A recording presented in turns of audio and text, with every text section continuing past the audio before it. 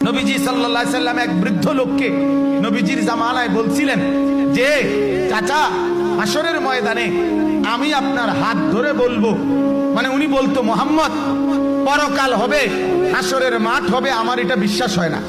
তো নবীজি বলছে চাচা আমি আপনার হাত ধরে হাসরের ময়দানে বলবো, আপনাকে মনে করাই দেব যে এই যে হাসরের মাঠ হইল নিসান, আমি জান আপনার ওয়াদা দিলাম। হযরত ওমর রাদিয়াল্লাহু তাআলা আনহুর জামানায় রোম আর পারস্য বিজয়ের পরে ওই বৃদ্ধ লোক আল্লাহর রাসূলের সাহাবী ওমর ওনার কাছে আয়েশা বলছে, ওমর আমাকে কালেমা পড়াইয়া মুসলমান বানান। তো হযরত ওমর বললেন, কেন চাচা আজ এতদিন পরে কালেমা পড়বেন?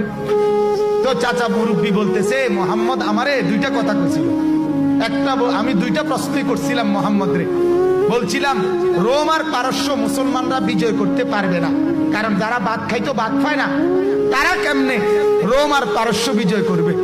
হ্যাঁ, আর হাসরের মাঠ হবে না। আমার চোখের সামনে রোম আর পারস্য তো বিজয় হলো, মোহাম্মদ বলছিল বিজয় হবে, এটা তো যেহেতু হয়েছে তাহলে আমার বিশ্বাস হয়েছে ওইটাও হইল, কাজেই আমাকে কালেমা পড়াও, কালেমা পড়াও। তখন হযরত ওমর কালেমা পড়াইয়া বলছিল, চাচা আল্লাহর কসম আমি সেদিনই জানতাম আপনি মৃত্যুর আগে কালেমা পড়বেনই, কালেমা না পড়ে আপনি মরতেন না, এটা আমার তখনই ইয়াকিন ছিল। বুড়া এবার কয়, কেমনে বুঝলা তুমি? আমি এমনি বুঝছি। হযরত ওমর বলেন, আল্লাহর নবী আপনার মনে আসেনি চাচা, আপনারে বলছিল চাচা আমি আপনার হাত ধরে বলবো, হাসরের মাঠে হাত ধরে মনে করাই দিমু এইটা হাসরের মাঠ।